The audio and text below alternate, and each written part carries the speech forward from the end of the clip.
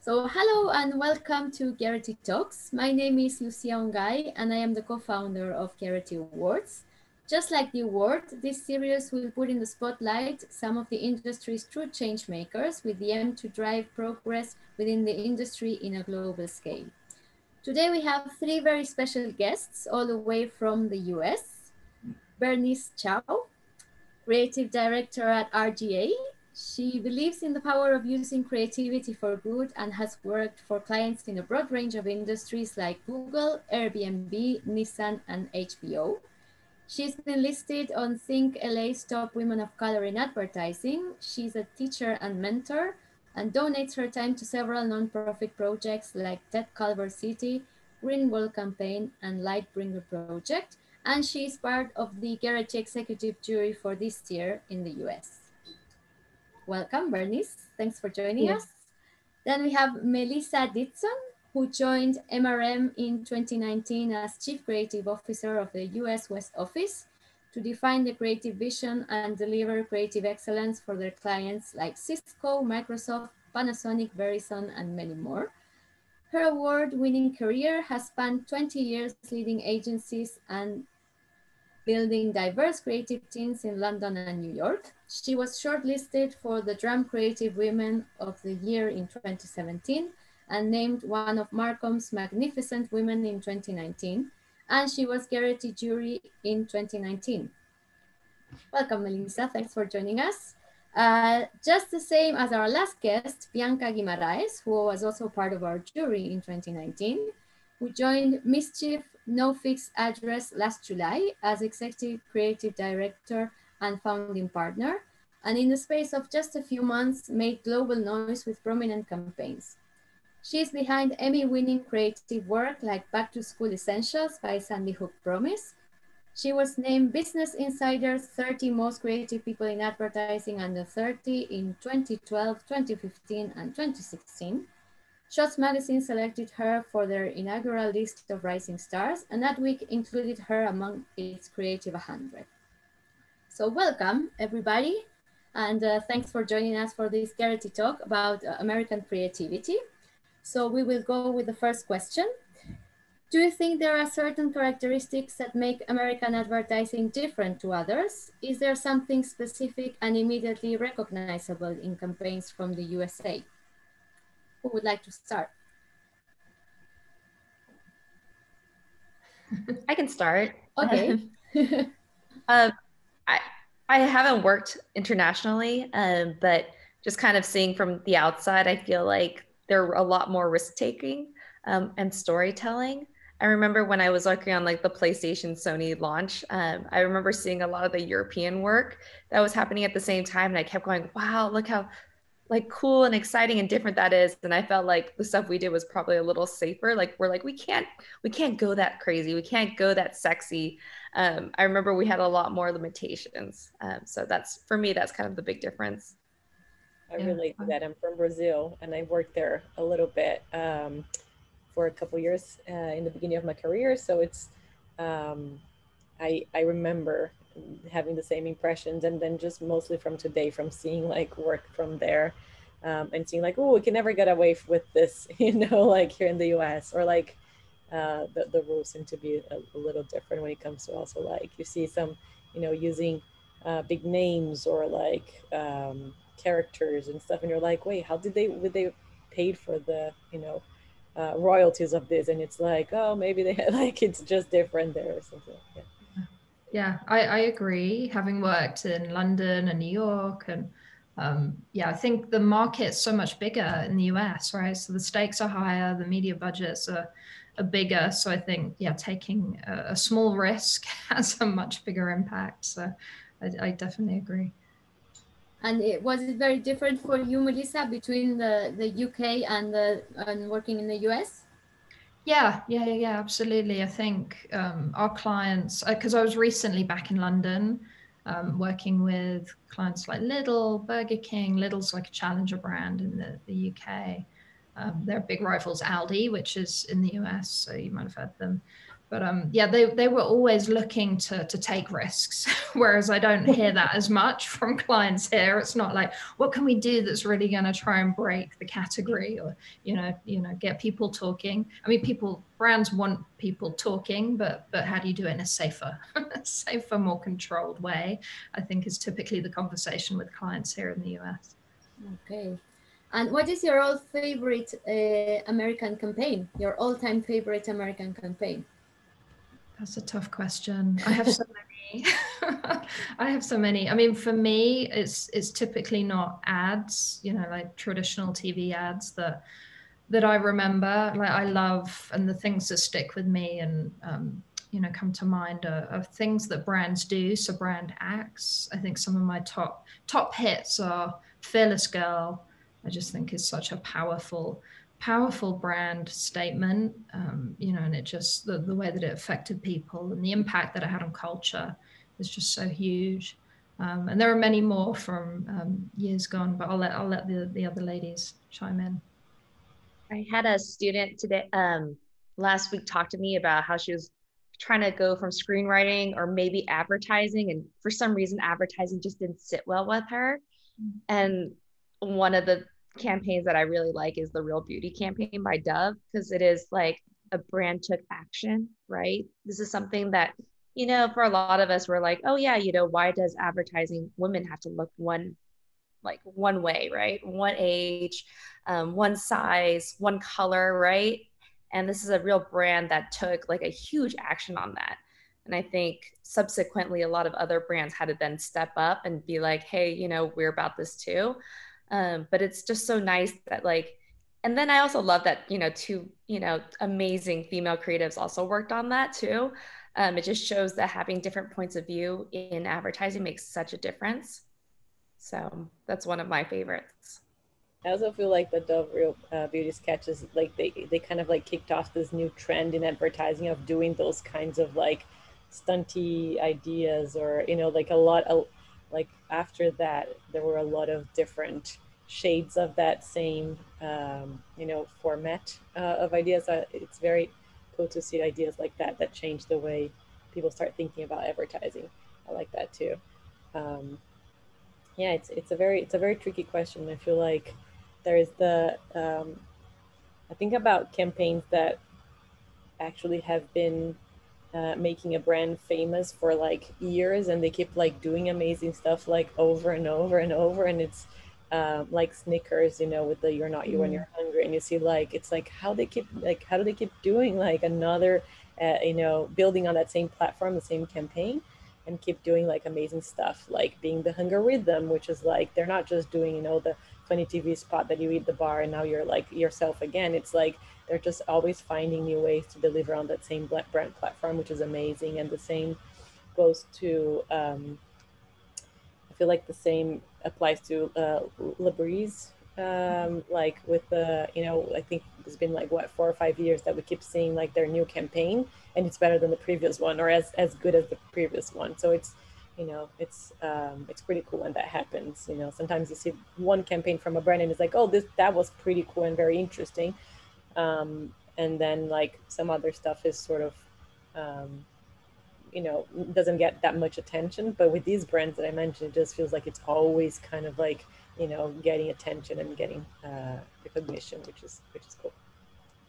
Do you think it's a big challenge to have this thing that you have a campaign running or an idea running for so long and it keeps working? Is that something that happens or is it an exception? What do you think?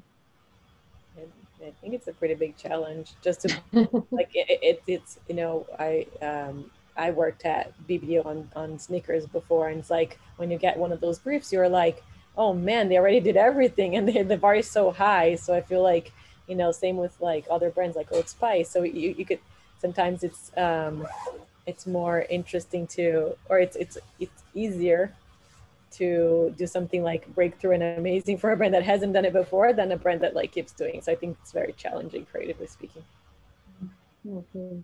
And which campaigns have you been most excited by in the past 12 months and why? Well, it's been like quite interesting 12 months, right? a very unique 12 months. I've got one because I've been spending a lot of time actually looking at the feminine care category. You know, funny that you mentioned Bernice, like they've just been doing such amazing work as a brand. But I think one piece that really stood out was actually a piece of your work, Bianca, the menstruation ad. I love it. I think it was so refreshing and just so funny, and you know, such a truth that you brought to life in such a clever way. So that's one that's really stood out for me. And I just think that category, there's so much work to be done, right? There's so much opportunity creatively. And we're scratching the surface there. But yeah, I've been spending a lot of time looking at work there because we're working with a little startup organic tampon brand called Tampon Tribe at MRM. So yeah, it's been fun. But that one definitely caught my attention. It's a great piece of work. Yeah. Yeah, it's been like the past year, I feel like we've seen a lot of heavy or I guess emotional and like some stuff that was like reminding us of like the moment we're living and the pandemic and how things were hard. So like just one that came to mind now was like the Dr. Rick's you know, spot for Progressive, and just work that makes you laugh and like forget. It's like it's okay to laugh now. It's okay to still have fun. Like brands need to like go back to creating work that people can just have like just have positive, you know, like a sorry, just a like a laugh and think it's like, oh, this is pretty stupid, or this is pretty funny, or it's like, oh, it's a good insight. Obviously, it's, you know, with that, it's like it's a real insight. Like, you know, the writing is very good, but it's just refreshing when you look at that stuff and you're like, it's funny, and it makes me not have to lean on the moment we're leaving, and it feels like it makes us think that it's okay to have fun now. Let's go back to having fun and not have to be like, you know, so serious. For me, I think it's not like an actual brand did it. This group of creatives basically came up with Let's Grab Coffee. Um, you know, out of this pandemic, a lot of people are out of jobs. And the thing is, you know, and with the BLM movement, a lot of recruiters were saying that they can't find people of color to work in advertising. So a group of people just on the side decided to hack LinkedIn and create their own fake company called Coffee. And they, you know, made it so it's like C0FFE3. So it's like you had to type it really specifically.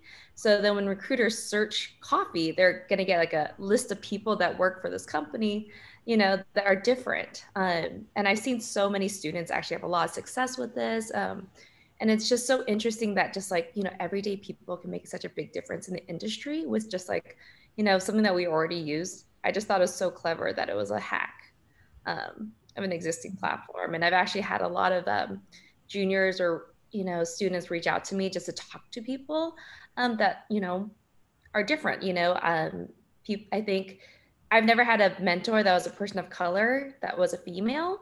And I think a lot of other females feel the same way. So I got a lot of like random LinkedIn messages to just to like talk and have, you know, a side coffee.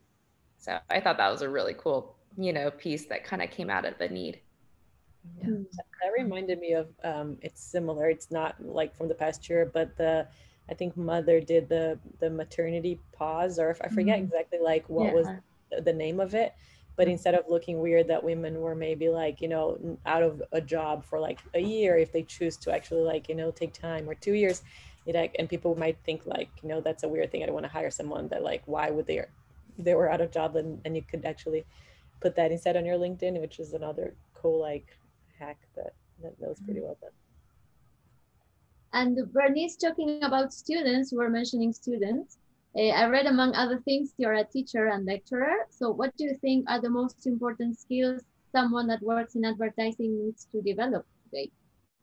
I think it's important for anybody in advertising to have a, you know, kind of a strategic background, insights, right? To get to the answer quicker and be able to support the work.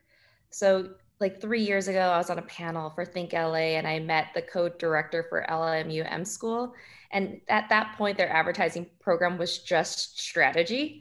And I was telling him kind of like, you know, it's so crazy that there's so many advertising schools in Los Angeles, but I look at their books for creatives and I'm like, sometimes they're not just as strong as some people that come out of like maybe a Miami ad school in San Francisco or a circus. And I was like, you know, people are paying so much to go to these portfolio schools, and it's just such a, you know, it's terrible that, you know, their book isn't ready, you know, that they still maybe need to go to a portfolio center or some kind of night class to get their book better, because they're lacking really strong strategic pulls.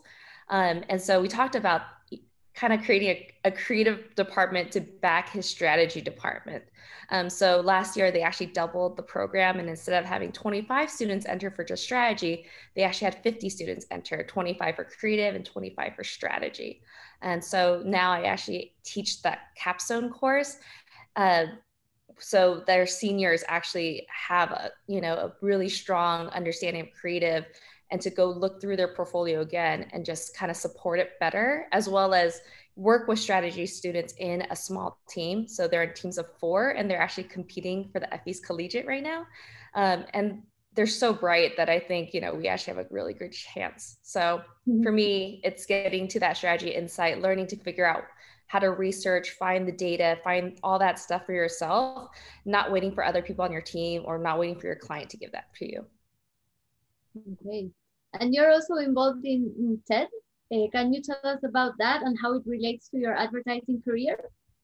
Yeah, so I've been involved with TEDx, the Culver City chapter, for the last 6.5 years. We've already organized about 9 events. The pandemic definitely slowed us down. We had an event scheduled like 2 weeks into the pandemic that we actually had to postpone.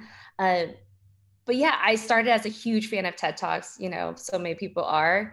But for me today, the biggest draw is just to meet some super smart people in the community that are outside of advertising and just getting exposed to different genres. You know, I had a speaker that talked about, you know, using African rats to, you know, basically detect landmines safely.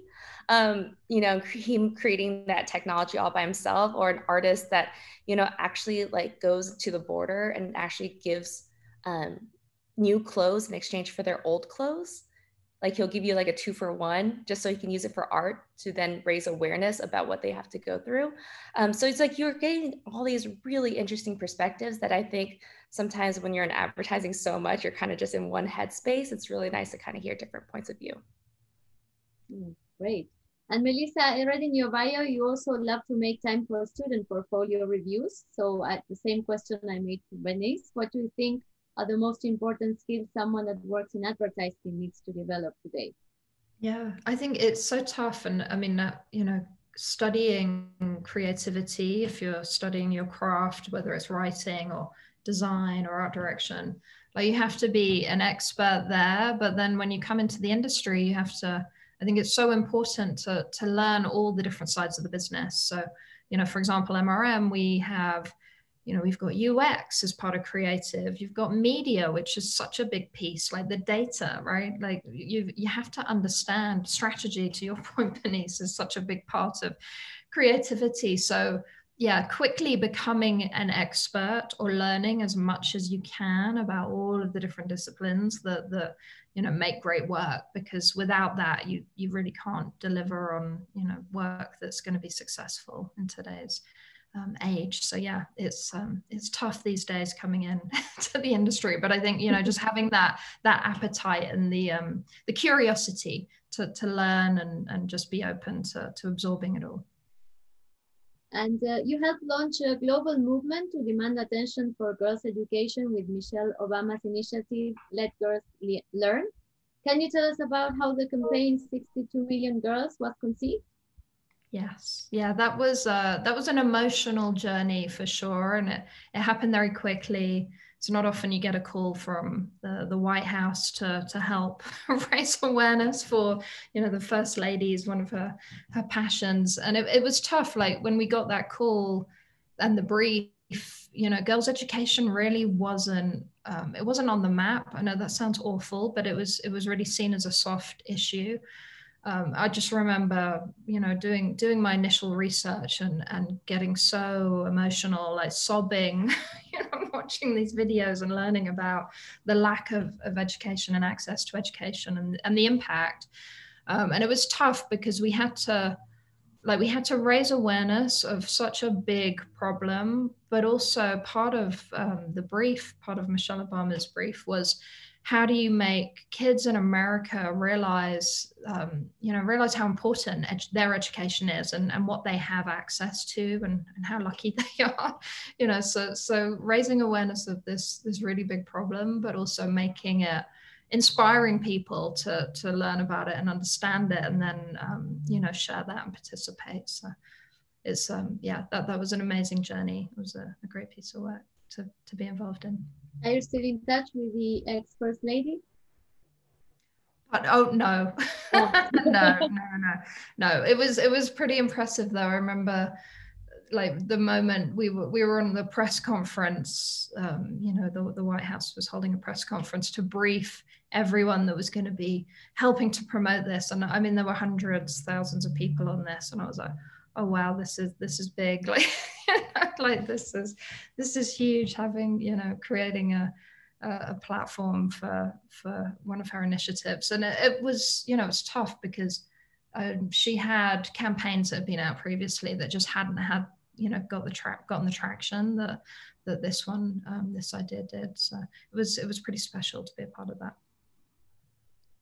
Right. And Bianca, I read in an article, after interning in various agencies in your hometown, Sao Paulo in Brazil, you moved to New York with 2 suitcases and a pair of Havaianas. Do you remember what first struck you about New York and the US, and what were the main cultural differences you found compared to working in Brazil? Yeah, so, sorry, what was the first part of the question? It was a little hard to hear.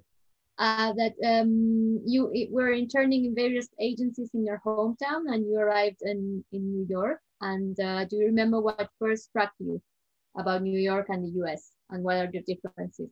Yeah. Yeah, I mean, for me, when I first arrived, I was, that was 11 years ago, and I had been working in Brazil for a couple of years, partly as like an intern, and then like I was already full-time for, I guess, a year and a half. But it almost felt like it felt different, maybe because at the time I didn't go to portfolio school, and I felt like everybody that was, everybody like around me had gone, and they had like this specific, they knew how to think, they knew the process, it just felt like they knew there was I had to almost catch up to the way they, that they were like working, solving briefs. And it was almost like I didn't think that you could learn how to do that stuff, it just came with you. But no, like I felt like it's like, no, there's a way to, you learn that. And I did a little catch up. I mean, the language was definitely a little bit of a barrier. I knew how to speak English, but still, like being creative or like brainstorming and talking about ideas is such a big, it's very about your opinion and expression and talking about you, like how you feel. And I would miss the timing of jokes. I would not understand things. I remember being, briefed, getting it. My first brief was at JWT at the time. It was Pepsid, and I thought it was Pepsi. So because like I just heard and I couldn't tell the difference, and we were talking about heartburn, and I'm like, why are we talking about heartburn and Pepsi the drink? Like, so anyway, like there was a lot of that in the beginning, but yeah, in general, it was like a learning process, and yeah, I think if I had worked for longer in Brazil, I would probably be able to talk, and like it's a more senior creative, I would be able to like point out differences, I think, in better. But for me, it was just, I was still learning, and it was still the beginning. That those are kind of like the impressions that come to mind right now. And your bio reads that you left your cozy job to do something incredibly bold, which is help launch a new creative agency in the middle of a pandemic. How was that experience? And do you think the context in which you made this decision makes you more brave? Yeah, well, it almost feels like that was such a crazy thing to do, to like, leave my old job and like start an agency in the middle of a pandemic. But actually it almost felt like best. It didn't feel like so crazy. It felt like the answer was kind of obvious in a way. You know, everybody's working remotely, everybody's having to like, you know, adapt how they're working. So it was almost natural. Obviously, the part of the team are people that I already knew and that I was comfortable working with. So, you know, that chemistry really helped when it comes to like, oh, you know, starting something new. But still to the date, we have like, there are a few of us that haven't met in person, or a lot of us. Wow. So like we've been working together. We opened you know, the agents together, when we haven't like, we don't know, you know, what shoes each other like we haven't seen each other's feet, I guess, because we've seen this part, but we don't know how tall we are, kind of thing. Like we joke about whenever, you know, when are we gonna meet. It will be like our sort of officially you know, the launch of the agency. But it felt right for the times that we're living. We could, you know, point to a bunch of things that we didn't think were working properly in general in the process, things that should be you know, being more nimble and streamlining things. And you don't really need, you know, 50 people in a room to get to the right answer. And we're just kind of COVID acted as the proof point of all of that for us in this journey. And it's been going pretty well. And let's talk a little bit about politics. So you have a brand new president in the US. What are your expectations for the next 4 years? Have you thought about that? It feels quiet, calm for the first time. It's say, like, yeah. It's such a relief. I think one of my most responded to Insta story was just like, did you guys all take that collective breath? It's just such a sigh of relief. I think, you know, with the pandemic at this time, it just feels like there's now, you know, an actual plan, and that we're actually going to get back to a normal, and it's just such a relief. Yeah. I'm just looking forward to not waking up to like have to see the latest tweet that was like insane or some like crazy news. I just feel like let's just go back to normal and quiet a little bit. Yeah. And talking about the US elections, Bianca, your agency launched a campaign for Represent Us called Dictators. Can you tell us about this campaign? Yeah. I mean, we all know like how, you know, how much we needed people to go vote, you know, work the polls, just in general, how noisy that time was. So we need, when Represent Us asked us to help them get people to act. And we really started talking about the fragility of democracy and how it is more fragile than we think.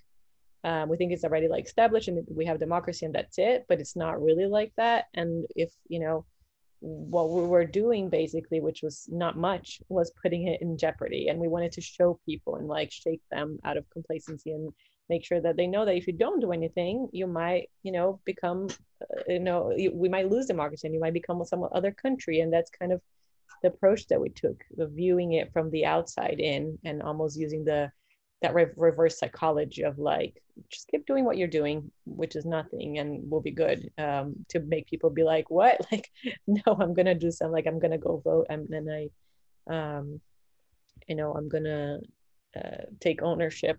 But yeah, the goal is really to show democracy is more fragile than you think, and using those leaders from like, you know, other countries that don't have democracy, to show that, you know, we need to do something if we don't want to become like them. And do you have any idea about the impact that it had, if you had more people going to vote? Or yeah, I mean, we still have democracy, which is a good thing. Not saying that the campaign made us have democracy necessarily, but no, Represent Us, the metrics were very good around the campaign. Like Represent Us in general, they had like, you know, it was they've done like a lot of efforts with celebrities and in general, and this campaign was the one that generated the most engagement and like got people to like it doubled or tripled, I forget exactly, like the amount of people to their site to actually sign up to, you know, do the things that, you know, sign up to vote, to work the polls or to vote. So there was you know, the results were pretty great. And so it, you know, had some impact. It's just hard to measure, like, you know, how much of an impact in that sense of like people voting and democracy still being here. But yeah. Well, that's good. Like you said, democracy is still there, so kind of work. And let's go with the last question for the three of you. So after Epic 2020, what do you expect to find for this year, and what kind of stories or ideas would you like to see and brands to tell us?